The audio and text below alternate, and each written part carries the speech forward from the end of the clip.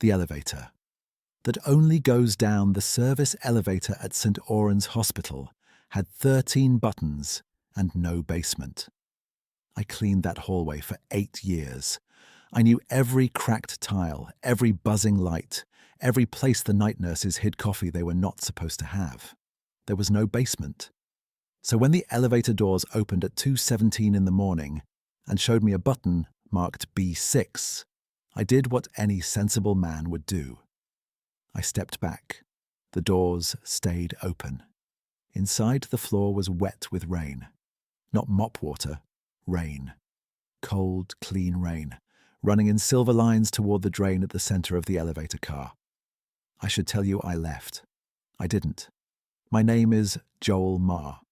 At the time, I was 46, divorced, 2 months behind on rent, and good at being invisible. Hospitals are full of invisible people. Janitors, kitchen staff, orderlies on night shift, daughters sleeping in chairs beside machines. We learn to move around grief without touching it.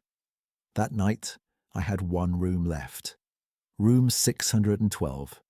Mrs. Keene had died there an hour earlier. She was 81, bright as a match, and mean only when pain made her tired. For 3 weeks I emptied her trash and pretended not to notice when she cried at the old photo taped inside her cabinet. "If my son calls," she told me the night before, "tell him I waited." "Nurses handle calls," I said. "You hear more than nurses." She was right. Invisible people hear everything. Her son did call. 10 minutes after she died, I let it ring. Not because I was cruel, because I was scared of being useful in a moment that mattered. Because no one pays a janitor to carry last words. Because if I answered, I might have to say something true. So I let the phone ring until it stopped. Then I took the trash bag, pushed my cart into the hall, and found the elevator waiting with rain on the floor.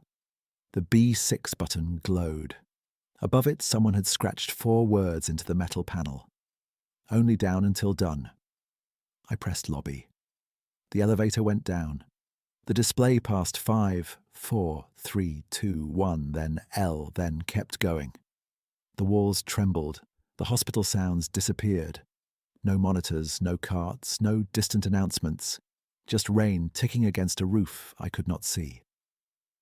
When the doors opened, I was still in St. Oran's. Almost. The hallway beyond the elevator was older. The walls were painted the yellow hospitals used in the 70s. The air smelled like bleach and cigarettes. A sign pointed to maternity, though St. Oran's had closed that ward before I was born. A young man sat on the floor outside a delivery room holding a paper cup with both hands. He looked up at me. "Are you the one who tells them?" he asked. "Tells who?" "My wife. I said I'd be there if it got bad." From behind the door came a woman's voice, not screaming, just tired enough to break something in me. I backed into the elevator. "I'm not hospital staff," I said. The young man laughed once. "Neither am I." The doors closed. The elevator went down. B7. A pediatric hallway with painted animals on the wall. A girl in a red sweater stood beside a vending machine, holding 2 coins. "My brother said he'd come back with grape soda," she said. "He forgot." Down. B8. An operating theatre where a surgeon washed his hands long after the water had turned clear. "I told her husband it was routine," he said without looking at me. I said it because I wanted him calm, not because it was true. Down. Each floor was a promise someone had stepped away from. Not crimes, not always. Small cowardices, delays, words postponed because tomorrow seemed easier. Calls unanswered, hands not held, apologies saved until they had nowhere to land. By B12, I was pounding the lobby button so hard my thumb split. The elevator ignored me.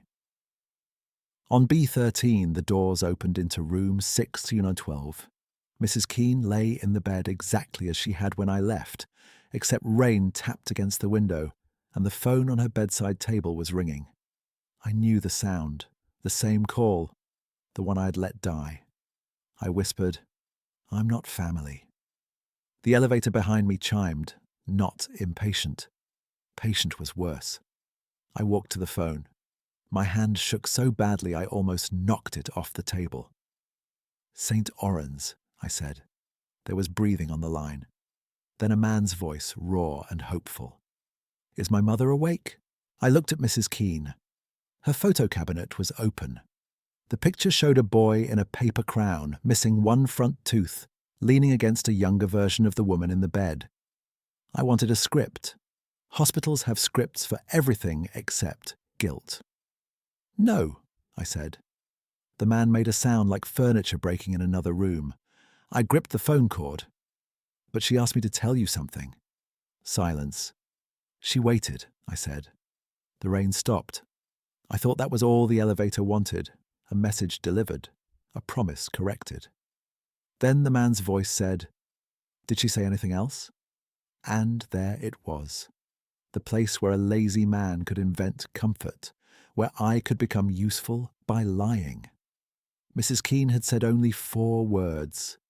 "If my son calls, tell him I waited." Nothing about forgiveness, nothing about love, nothing about being proud. But I remembered how she looked at that photo when she thought no one could see. Invisible people hear everything, but we also see what people are too tired to hide. "She kept your picture," I said. Inside the cabinet, she looked at it every night. The line cracked with a sob. "I was supposed to come Tuesday." "I know. I thought there was time." I looked towards the elevator. Its doors were open now, and beyond them I saw the real 6th-floor hall, fluorescent and dull and merciful. "Everybody does," I said. When I hung up, Mrs. Keene's hand had moved. Not much. Just enough that her fingers touched the photo. Maybe that was impossible.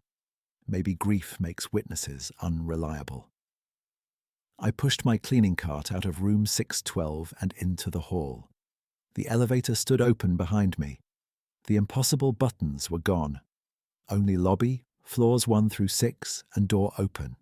But the scratched words remained. Only down, until done. I quit St. Orens 6 months later. Not because I was afraid of the elevator. I took it every night after that. It never went below the lobby again. I quit because I started answering when people asked for small things, at the edge of large endings. Tell my daughter I saw the blue scarf. Tell my husband the key is taped under the drawer. Tell my brother I knew he came. Most messages were ordinary. That made them heavier. Now I work in a laundromat. Machines break. People lose socks. No one dies in room 612.